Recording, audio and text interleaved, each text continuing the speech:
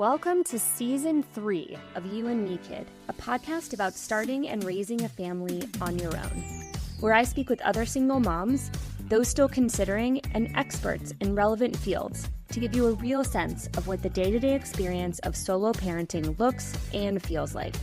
So wherever you are in the process, I hope this podcast provides some support, helpful info, and most importantly, humor. Thanks so much for listening. Now let's get to it.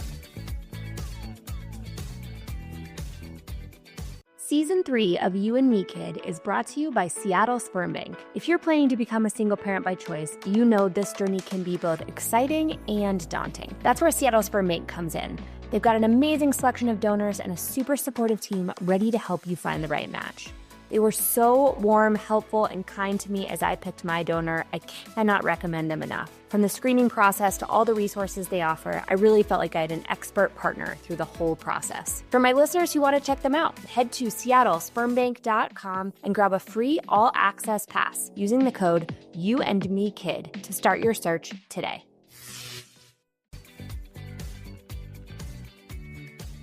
Okay, so let's start at the beginning a little bit. There's a ton I want to talk to you about. We got connected because my very lovely neighbor who I adore and I talk all the time over coffee at the wee hours of the morning about the issues I was having with sleep with my 2-year-old.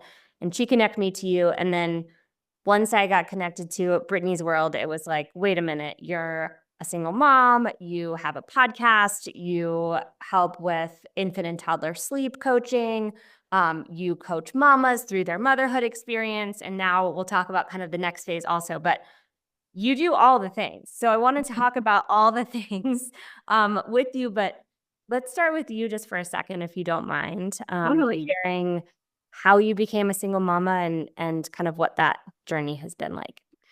Yeah, so I was married and we had our beautiful daughter, Lila, when she was about, so I have to do the mental math here. She was about almost 2.5. It's not like one day we just decided oh, we're getting divorced, right? It was kind of I think we both knew that it needed to happen, that we got married very young and it just wasn't.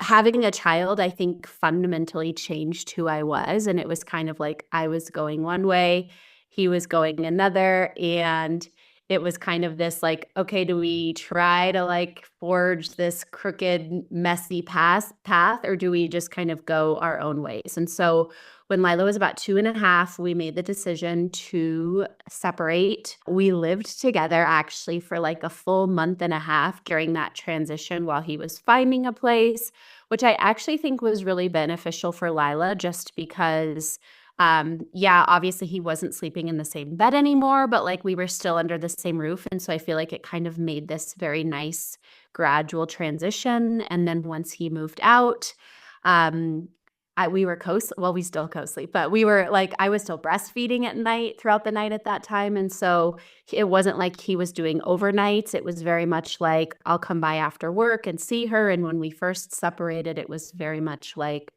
I'm going to come over every day, which felt great. But then I started realizing that this isn't healthy for me because I'm not able to work through this divorce and process it when you're here every single day in my house. And yes, it was beautiful that he wanted to be with his child, but I quickly learned we need to have a set day and time that you're coming over throughout the week. And yeah, that's how I entered into solo motherhood. And here I am 3 years later, almost exactly 3 years later, because we decided in late November that we were going to separate.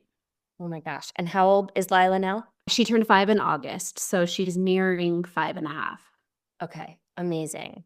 One of the things that I really loved about the way that you do the work that you do is you and Lila together really made some intentional choices about your relationship and the way that you guys were going to sleep and work together and eat and experience life together. And you're so clear about that on your website and on your Instagram as well. And I'd love to kind of for you to tell those listening a little bit as you formed your business, what were those ahas that you were seeing moms go through or you were going through that made you think, wait a minute, I need to start helping other moms do this in the way that feels right to them?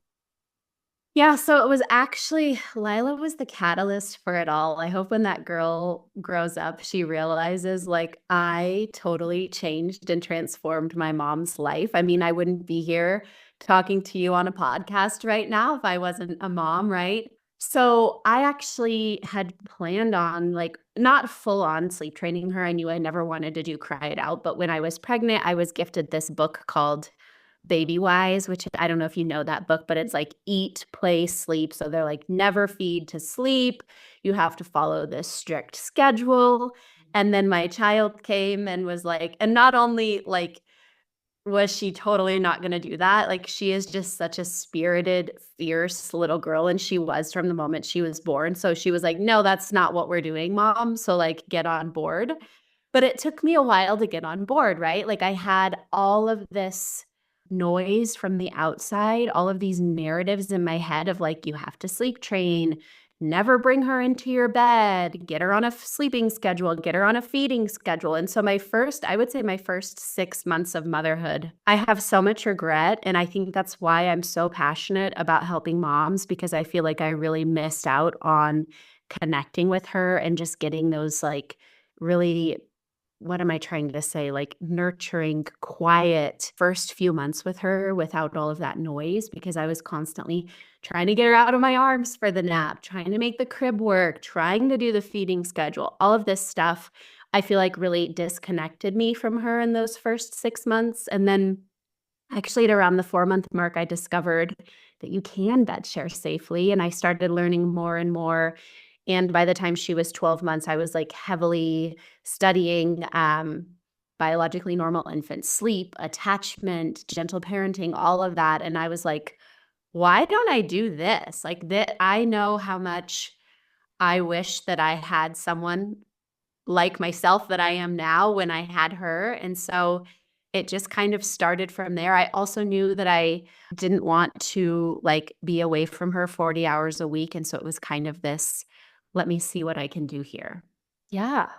There's a few things that you just said that really resonated with me. One is there is so much noise in motherhood and parenting, maybe even in single motherhood. I kind of felt like folks were giving me maybe more advice because they thought maybe I didn't have a partner to like brainstorm with or something. So I feel like the noise is certainly really loud and it is hard. It's still hard for me with the 2.5-year-old to sort through like, wait, what's everyone else doing? And is that a fit for my kiddo? And wait, did I forget? I was thinking this morning, like, oh, should I be giving her vitamins? Like, I don't know. Like I'll see about the yeah. Yeah, like it I went to a friend's house and they had vitamins and I was like, oh, is this something I should be doing? I don't know. But that's constant, right? And so it's something I've had to really learn how to tune out. And I have my cabinet of advisors that I really trust. And if I'm like, hey, you parent the way that I parent, or I really trust your expertise, I'll go to them and ask a question. And 90% of the time, it's something I don't need to worry about. And the minute I ask the question, they either make me feel like completely fine about letting it go, or give me the advice that I need to move forward. But the other thing that you said that I feel like is one of the biggest joys for me about solo parenting is Ellie and I get to do whatever we want to do at any given time. There's nobody else weighing in. And that means society too. Like we get to decide as a team what makes sense for us. And every time I hear even partnered couples kind of making these plans for, well, we're never going to do this. And we read this book and this is what we're planning to do, which is great to go in with intention. But what I always tell them is like, there's another person in the mix that you haven't even met yet that has opinions about this. And you nailed it that like Lila just was not going to go for this one track and you wouldn't have known that going in, right? So you have to meet your little person and you guys make those decisions together, which I'm not sure is something that like we're taught or is talked about really at all. It's like make the plan, stick to your guns when in fact it's very much a mutual thing, I think. Well, if you think I mean, it's a relationship, right? Like, yes, it's this immature brain that we have to help grow to maturity, but it's not like and I think it's such a shift from how we were raised, which was very much like, because I said so, like, you're gonna do Yeah. this because that's what you do, right? And when it really is like, no, this is a little human. And how do I want her to grow up? Do I want her to grow up feeling like, oh, I have to like be quiet, I can't have a voice? No, I want, especially as a solo mom, like I want a daughter who knows like I'm powerful, I have a voice. And I think I want to also say, like, that doesn't mean that she's just like running around with no boundaries, right? Right. Like we can hold the loving boundaries, but I like think of it like a relationship. Like, how would you come into any other relationship in your life? Yeah. And I think the other thing that sometimes I hear a lot is you kind of have to pick a path and stick with it, because it's like the stick with it and the like hold firm, that is like how that thing gets set in your kid's life. And while sometimes I think that works, at least with like consistency, like if I say I'm going to do something, I'm going to do it. But I also reserve the right to change my mind at any given point about what feels right for us, or I reserve the right to like test something out, and backtrack and try something else. It's not like and I feel like society just tells us such a different thing, which is like, here are your three options. And like, God, you got to pick one, because if you flip flop, the kid's going to be confused about boundaries or whatever. And um, it's so hard to decide where you land in that and tone all of that out. I think that's the hardest part, right? Is and then like you go down the path and you're like, is this right? Like you said Yeah. about the vitamins, or like I'm homeschooling Lila, and a lot of I have like a group of like business owner mom friends who are also homeschooling. And so we all have a group chat and they're like, this is the curriculum we're using. And Lila's 5. And I'm like, we're not doing anything this year, right? Like, Yeah. and then I start to worry, like, am I doing this wrong? But I think that's a very beautiful thing to raise our children with, is like we're human, we're like fluid beings, right? Like we're growing and evolving and we're changing. And yeah, this might have worked for us, but now it's not working for us. And that's Yeah. okay. Yeah. And the monotony of it, the monotony of parenting sometimes gets to me. And I'm getting to that.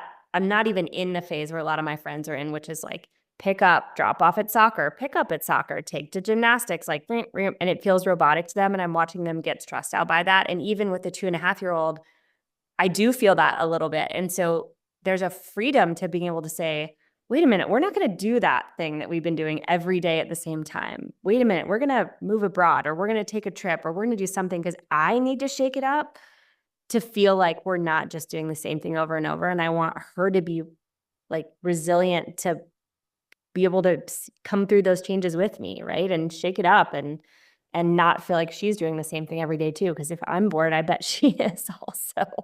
Totally, totally. Yeah. Here's like a beautiful example of that. Lila, she goes to a forest school on Mondays and Wednesdays right now. And on Sunday, she was like, when do I go to school? And I was like, tomorrow. And she's like, yes, I get a break from home, which this is a child that loves her home. She's very loved, but it just goes to show our children do like they like that break in routine, or that like getting out and doing something different. Yeah. God, one of the biggest surprises for me that I tell parents all the time is like, I fully prepared, because society told me that I was going to feel mom guilt when I took her to daycare at 4 months, but I had to go back to work. That I was going to feel sad every morning when I dropped her off, that she was going to be sad, that this thing was going to be very hard for us both. My kiddo loves school so much. She like walks in, is like, later, mom, these are my people. It's so healthy for her. She's got her little buddies. And then I get to go do what, makes me feel whole. And I didn't prepare for that at all, because I wasn't told that. Yeah. And that has just been the healthiest thing for us by far. And not 1 ounce of it has been me feeling guilty as a working mom. Because again, we as a duo tried it out and it worked, and we've kept going with it, right? But I love that you have some other moms that are supporting you in the same way. And you can just be like, hey, is this a stupid question? Are you guys doing this thing? I didn't even know this thing existed. And I've been doing that since birth. I mean, I was like, oh, I didn't know that like there were different nipple speeds. Oh, didn't actually know that like there were different diapers for different activities. Like, you don't know till you know. Exactly. I love that you said that though about like you tried it out and it worked and like it works best. Like you like having your time and she likes going to school because I will tell you that because like I said, I'm homeschooling, but then I just said that she goes to a forest school. So kind of what happened there when I became a solo mom is I was like, whoa, like I need a little bit of time to myself during the day. Also while running a business because it wasn't as easy to kind of like schedule time with dad with my work hours. And so along came forest school and I really grappled with it because I was like, I'm homeschooling and now I'm going to be sending her off with someone else. And like, I felt like I needed to stay in this homeschool box. Right. And then I was like, but this is such a cool opportunity, and now she goes and she loves it, and I feel like she would have missed out on such an amazing opportunity if I would have felt like, "Oh, we need to stay in this nice, pretty Yes. little homeschool box." And now next year, she'll be going to a different homeschool enrichment program, and I plan on, like I need that time for myself too, and I don't feel guilty. Like, I feel like we're made to feel like we need to feel guilty, but I don't because I know that when I'm with her, I am a present, good, and loving mom. Even like when she goes, because she goes with her dad Tuesday nights, and then he brings her home Wednesday. And like I look forward to Tuesdays, right? Like, and I don't feel guilty about that. No. And I always joke that it's like there's no one more productive than a parent, like the morning after like a 3-day weekend or a week when your kid's been sick all week and it's like your first time to get stuff done. The amount Oh that I yeah, can do is like borderline superhero in 2 hours. Like after a good night of sleep and the kid goes back to school, it's shocking the amount of productivity that I can have. And it doesn't take much to get us that restart, right? It's a little bit of rest. Maybe it's a long shower. Maybe it's a cup of coffee or a talk with a friend, but like it's not a week vacation. no, It is like for me at least, like it doesn't take a lot to reset. But man, I wait for those resets for sure because they're so needed. totally. When you started your business, I feel like at least in looking at your website and your branding is so beautiful and the language you use is so beautiful. There's this combination of supporting the mom with maybe specific skills and options for sleep and working with infants and toddlers. But there's this whole other side of just supporting the mom as a human. Talk to me about how those work together and why it felt important to do both. So I think that if we take a wide lens look at like motherhood, we very much look at like baby mom when really like two separate entities. But really it's a dyad, right? Like you can't have baby without mom and you can't have mom without baby because mom wouldn't be mom without baby. And so they're there together. And so when we look at sleep, we're so heavily focused on what can I change about baby? What am I need to do here?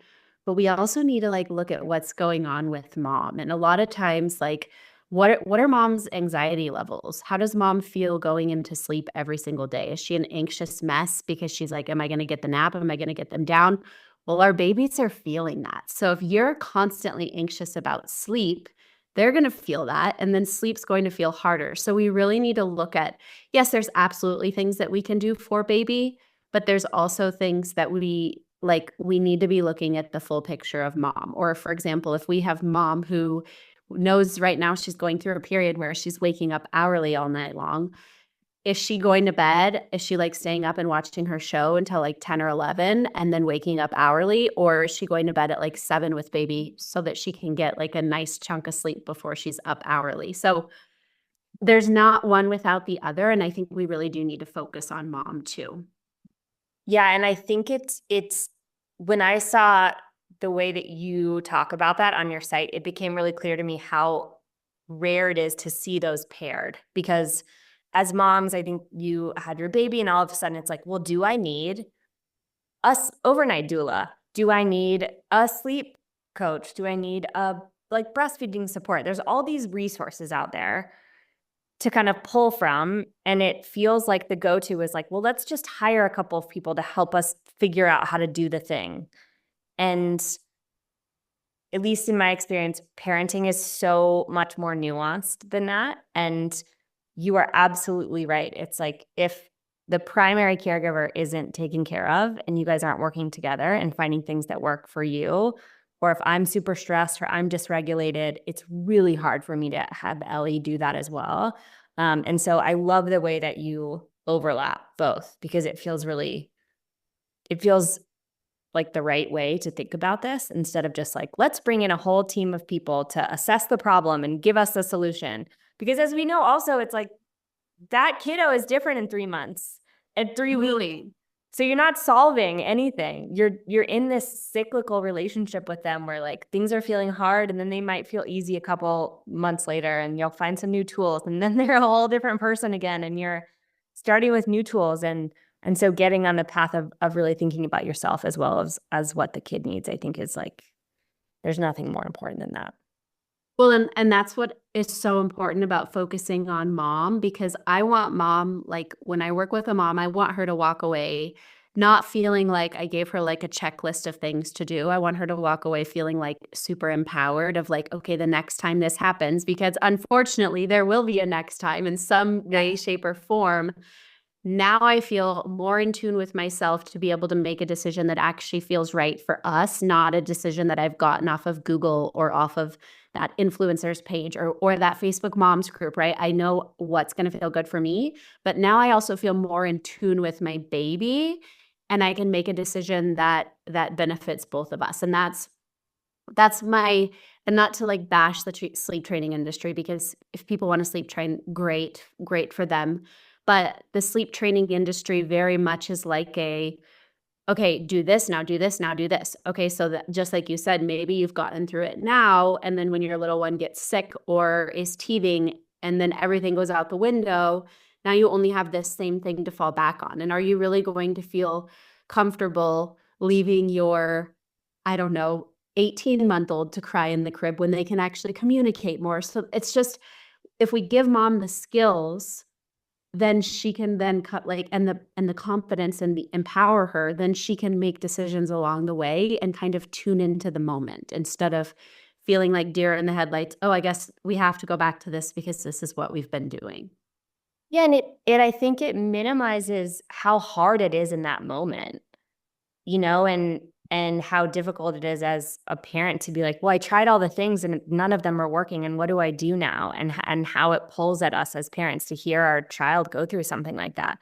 And so it's like there needs to be a whole different, as you said, it's like a mindset shift of, okay, now we're in this together. What do I do to support both of us in the fact that like this is hard right now and we're going to move through it. But like the checklist is, I was about to say isn't always going to work, but I feel like is most of the time not going to work. It's like and it will constantly change. So getting used to it being, I think, constantly changing and feeling a little groundless is something that I have found a lot of benefit in, of just like, hey, we're, as you said, it's going to change and it's going to change soon. And how do we support ourselves through the change instead of thinking we can prepare when it comes. I think there's such a 5.5 years and almost 5.5 years into motherhood. There's this piece that you get of, just like you said, like, I don't know, am I going to wake up with a child today who's like super excited and happy, or am I going to wake up with a grumpy child? And that's just like a basic example, but Yeah. I just don't freak out now. Like, I just kind of like take a deep breath. Like, if we're in a hard period, I'm like, okay, let me look inward. Like, what's going on in my life? What's going on in her life?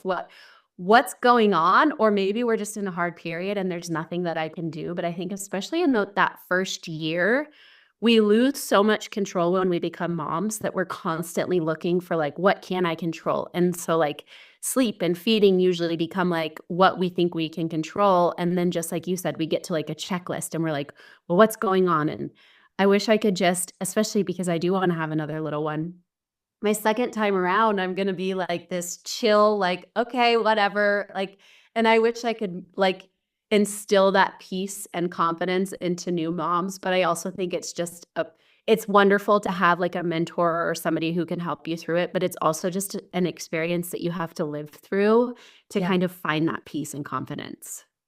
I have a very good friend who's got a bunch of kids, and I'll go to her sometimes with like anxiety of, oh, Ellie's going through this, or I can't figure this out.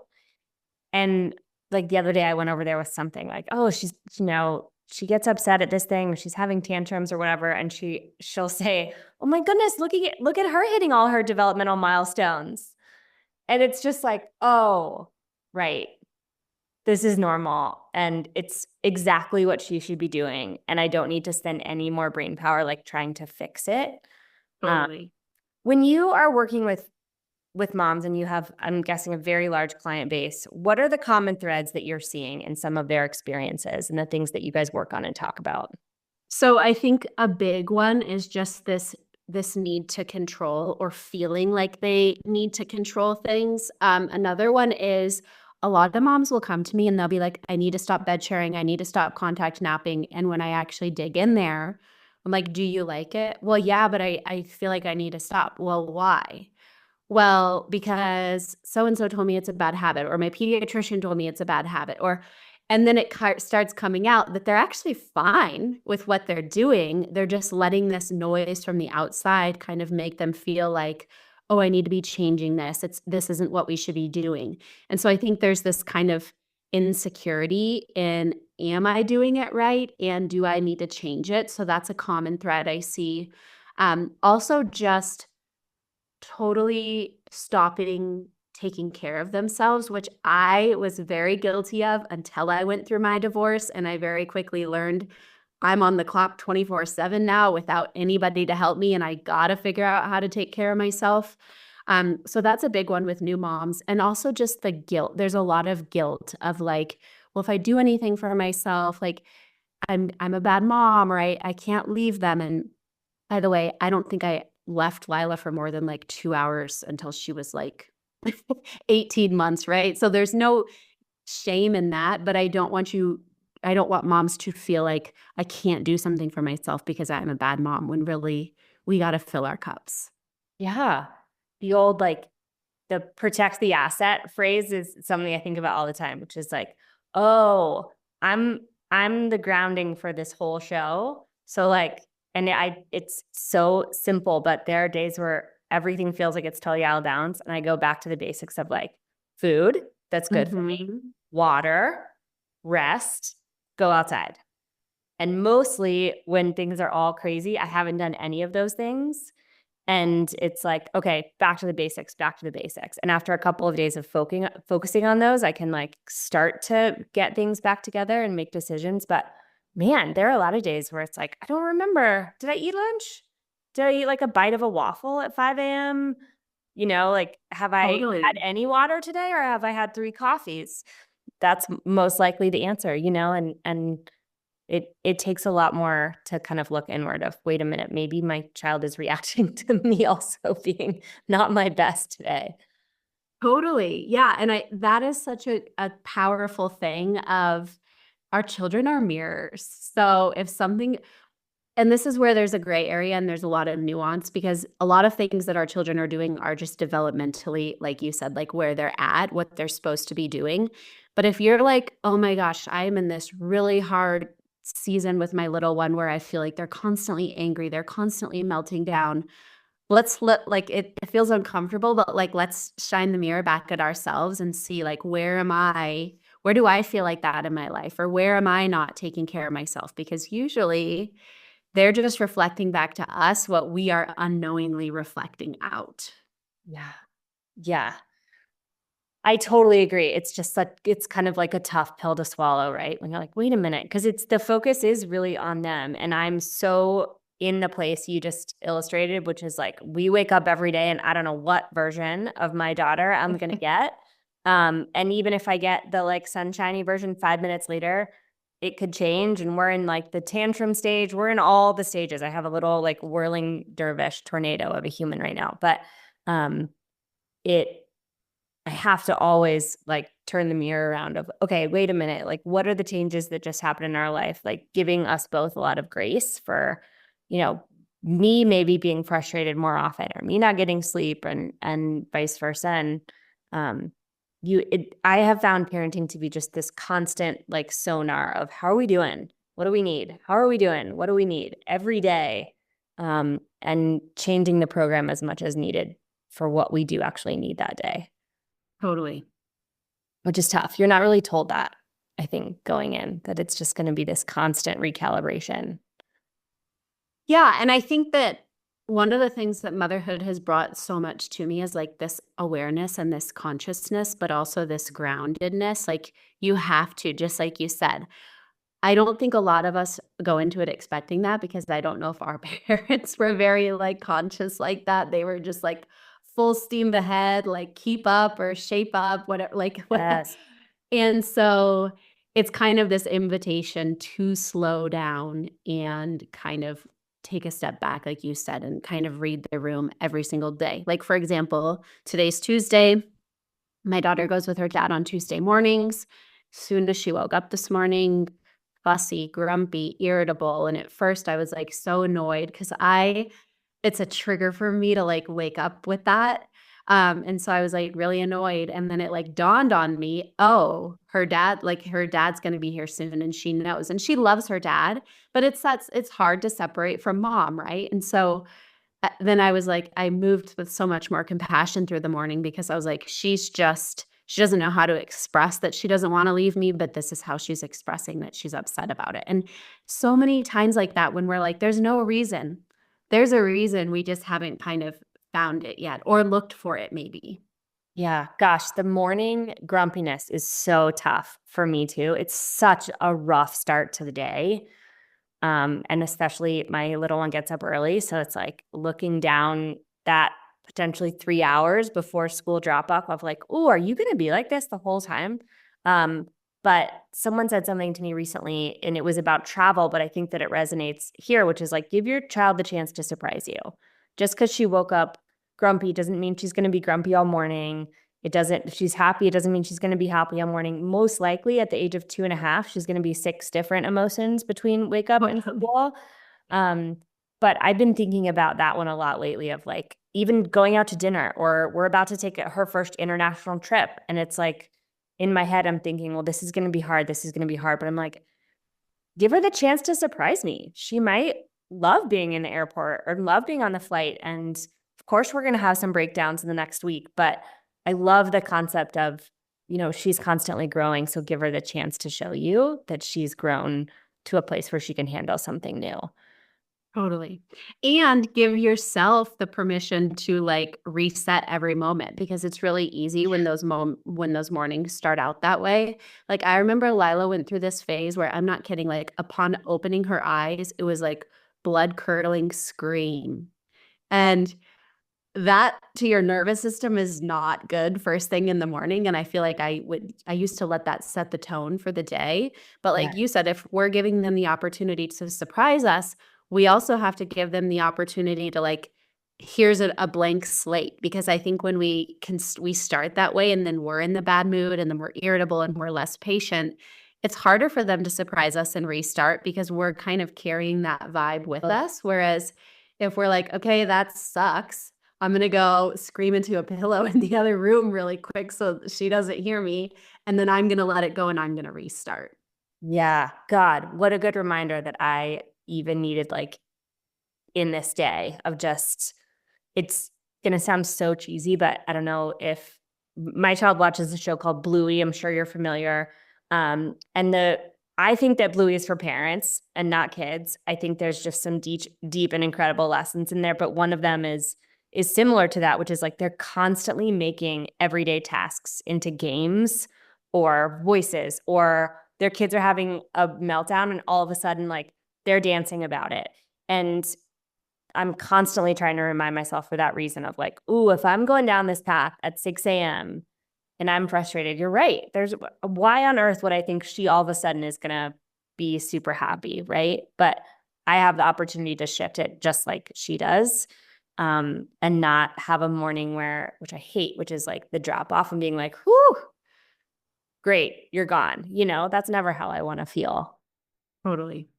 Yeah. The fun in, like you said, they're constantly making games. I will say this morning when she was like super whiny, then her dad got here and we usually like eat breakfast together. So it's not like, here's your dad, goodbye. Like we'll spend like an hour together, the three of us. And so she was like, wanted nothing to do with her dad. Whiny, whiny, whiny. And so I was starting to be like, stop whining, right? Like the whining is so triggering. And so finally I was like, okay, hey, did that whiny monster crawl into you when you woke up? And then I just started like saying, like, I didn't invite you here, whiny monster. You need to leave. And I'm going to pull you out of Lila. And immediately, total mood change, laughing, silly. But it's hard to remember to go Yeah. to the fun when you're triggered and upset. And it's so much fake it till you make it, right? Like I remember when Totally. she was an infant, like I would take deep breaths because I was trying to calm myself down, but shock, she also calms down, right? Or like all of a sudden you start singing a song. Of course, now you feel silly. And so your mood changes and so does theirs. It's like there's this hilarious mom I follow on Instagram, and her daughter, she just like set her phone up in her kitchen or something, and her daughter is older, maybe like 10 or 11, and didn't clean something up in the kitchen. And she just was like, immediately, instead of being like, clean up the ice cream. Like, what do you think? I'm going to clean it up? Whatever, which is like where we go. She was just like, it's all you. It's all you. The ice cream is all you. I'm not going to clean it up. It's all you. And she just like starts dancing and like having the best time ever. And you can see this preteen not want to smile, right? And be like horrified and embarrassed by her mom. But you can tell she's just like, okay, mom, and she does it. And Totally. it's just such a good reminder of like at any given point you can flip it. And it doesn't mean you're giving up a boundary. It doesn't mean you're like not having discipline. It's just it does change the whole vibe, I think. But Totally. it takes a conscious mind shift for me to do that because it's definitely not my default, as you just said. No, yeah, and I would say my default is like 70% of the time getting annoyed about it, and then 30% of the time reminding myself like, "Oh, I could make this fun." Yeah. I had lunch with a mom yesterday who they have a little babe, and she was like, I felt so bad the other day. He was crying, and I just was like, and she at one point said, like, please stop crying, like, stop yelling at me. And she was feeling bad about it. And I started laughing immediately because I was like, I say that to Ellie all the time. And usually I mean, not usually, sometimes I'm joking where I'm just like, gosh, I can't hear you with that voice. But there are definitely days where I'm like, don't stop yelling at mom. Stop yelling at me. I can't handle it, you know?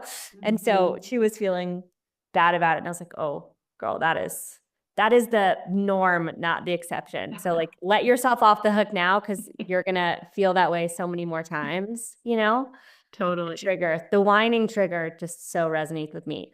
So in the work that you're doing,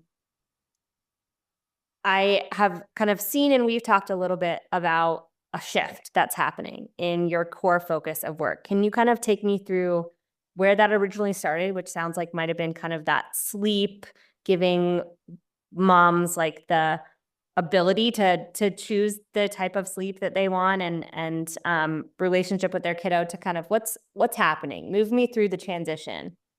Gosh, so yeah, so I started my business when Lila was just about a year old. I started my sleep certification and then started taking clients when she was about a year and a half. So that was 4 years ago.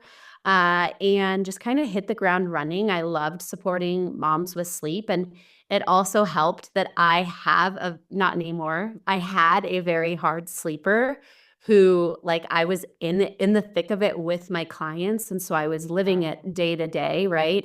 Um, and obviously it got easier and easier, but I was still dealing with nap transitions. I was dealing with night weaning when she was 2.5. And so all of this, I was in it with them and I loved helping them, loved it so much. And then as she started growing, and then I also think like going through my divorce was this big catalyst for a lot of like self growth on like looking at like, how do I take care of myself when I am solo parenting all day long? How do I get things done around the house where there used to be two of us doing it and now there's one of me? And so all of these things, I feel like I went through this massive shift in who I was as a person and evolving and growing. I was still helping my sleep clients, loving it. But little by little, I would say I just kind of started feeling this shift of like, I want to go deeper. Yes, I do focus on mom and baby, but I would say, especially in my sleep work, it was much more baby focused with mom involved also, but it was very much only about sleep. And I really started wanting to go like broader, like, okay, but how can I help you in your life? And so this summer I made the decision of like, okay, I I had a hard time letting go of the sleep. So I was like, I'm gonna keep the sleep, but then I'm gonna offer focus, like consults specifically focused on mom.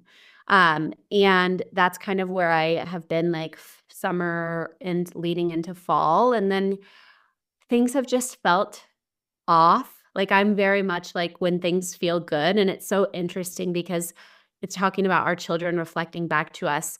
For the last, I would say, month and a half, Lila has just been so much, like, mean and angry and, like, not a child that, like, I recognize in that way, and once I made the shift, which I'll get to, but, like, once I made the decision and, like, let all of the heaviness off, like, even my mom, because we live with my parents right now, even my mom was like, "She's like a different kid, like, what happened?" I'm like, It was me." I'm like, "I know it now that I was, like, carrying all of this heavy stuff," and then once I let it go, she's like, "Oh, I'm back to normal programming," right? But so I had this I'm so passionate about helping moms, right? That I and the baby sleep and all of it, and it was my identity for the last 4 years, and so I just knew it wasn't things weren't clicking like they used to, it just didn't I felt like I would needed to be doing something else, but it felt really hard to let that go, right? And so just in the last 2 weeks and this is a thought, I didn't just, like it wasn't just, like, born in the last 2 weeks, it's been kind of, like, living in my head, and finally, I was like, "No, I think I need to do this." So I am transitioning to supporting moms, mom business owners in launching and running their business, specifically mom business owners who work with moms as well. So, like, could be sleep consultants, lactation consultants, doulas, um, therapists if they're running their practice online. So it really any moms who work with moms is essentially who I'll be supporting. But I will keep resting in motherhood, which is my original business. I just my only offerings will be like my sleep courses that you can watch at your own time. And I also have an online, like a membership community for moms, just that safe space to come have your village. So that will stay, but I'm kind of running full steam ahead or full, what is it? Full stream ahead? Full Full steam steam ahead. ahead. Yeah. Full Yeah. steam ahead. It sounded wrong. Into this business aspect, and I'm really excited about it. You earlier said that so often when you were coaching your clients going through sleep, you were right there with them. And that just felt like so healthy to me. If had I mean, even when I think of like a therapist, if they were a therapist that like had a toddler and was going through it, would so deeply understand what I was experiencing because they were feeling those same feelings. I just see so much value in what you're offering moms at every level of where you came from, where you're going, because you're right there. And Totally. what a different experience than working with someone who isn't in it and doesn't totally get it. Or maybe they're a therapist and I love therapy, but like what a great niche to be able to really hear and listen and understand what people are saying.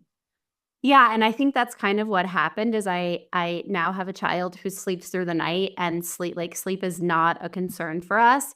And that's not to say that like you can't you don't what am I trying to say? You don't exactly have to be in the same space, but I think what I was realizing is in the motherhood space, you really do want to, like, know their deepest struggles. Like, when I was up hourly with Lila, I could show up on Instagram and be like, "I was up all night hourly with Lila last night, like, here's what I'm doing," and moms are gonna connect to that and be like, "I feel so seen," and I feel like now it's not that I don't relate, but I also think that motherhood has this beautiful, like, voodoo magic where we forget a lot of the, like, intricacies and hard stuff, and so even though I'm in it with my clients, I started kind of feeling like I'm not in it with them anymore, and I'm having a hard time speaking to exactly what they need, and I know there's so many other mamas out there who now have the same sleep certification as me, and I know that I'm leaving them, quote, unquote, "in the hands of very other capable mamas,"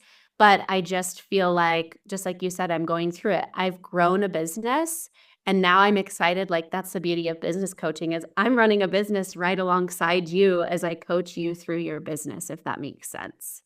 100%. And what a great perspective to have as someone, because I think the weight of running a business is a lot. There's a lot of decisions. The weight of doing that when you're potentially the primary breadwinner in the family and there's another life or multiple lives that are totally under your care financially, making those decisions, as you said, to kind of follow what feels right instead of stay with what's safe is really hard because it's not just you that's affected. And so having someone like you who gets that and gets like how big those decisions can really feel and how much harder it is to take the new path instead of stay with what's safe. And that may be some moms who are in a corporate job, right? And wanting to start their own thing or go out and just need someone to say, hey, it's okay. And I'm going to talk you through it. I think is just so valuable. And I don't know anyone else doing that. Yeah. And I think that specifically for moms, I think, because I think like I have a business coach who I love, but she works with women. She primarily works with women, but doing all sorts of things. And so I think it takes us, and especially being a solo mom, I think that's what I'm really excited about because I'm proof that you can do it, right? Like and it can feel easy for the most part, right? I'm not going to say it's always easy, but yeah, I just want moms to know. I think that's always kind of been this like theme throughout my life is like never settle, like go get your big dreams. And I want moms to know that they can do that. Gosh, I couldn't agree with that more. And as we've said multiple times throughout this chat, how you feel about what you're doing day to day is mirrored by your child. Totally. You're struggling and you're miserable doing what you're doing, or you don't feel supported, or you're frenetic, like your kid's going to feel that. So it might be a big leap, but the benefit is to the whole family unit, not just you. Totally. Please tell people where all the places they can find you. Podcast, the website, so folks can reach out. Yes. So I have my own podcast, the Resting in Motherhood podcast. My motherhood Instagram is resting_in_motherhood. And then my business coaching is Brittni Marie Official. And I'm assuming you can link that in show notes. Do you? Yeah. I can definitely link that. Yeah. Awesome. Thank you so much for chatting. Yes. I have having me. a lot of things I would love to work with you on in the future personally, but your perspective is just so far reaching, I think, for this audience. As solo mamas and those maybe kind of forging into new careers as they sort through what motherhood looks like professionally for them and the time they want to spend with their kids. And so I just wanted to make sure that everybody had met you and knew you were a resource for them. So please keep me in the loop on kind of this transition, how things are going. And we definitely need to meet up in person soon. Yes, we do. I would We're love so that close. much. Yes. Okay. Well, have an amazing day, Brittni. Thank you so much. And I will talk to you soon. Thank you so much for having me. Thanks so much for listening to today's episode. I hope you enjoyed it. For more information about the podcast or me, go to youandmekidpod.com. See you soon. Thank you for listening to this episode. If you or your company are looking to jump into the podcast world, now is the time. The Plug Agency is here to connect you to the full power of podcasting. You just record and leave the rest to us. The people are listening and want to hear from you. theplug-agency.com. That's theplug-agency.com. Click the link in the episode description for an exclusive offer. The Rodecaster Pro 2 is the world's most powerful all-in-one audio solution for all types of creators, including podcasters. Graffiti and Julius use one at the Plug. It offers studio-quality audio and revolutionary features for creators. While being incredibly easy to use, Rodecaster Pro 2, all-in-one production solution for podcasting. It's on sales for $690 right now, and there's a link in this episode description. Check it out.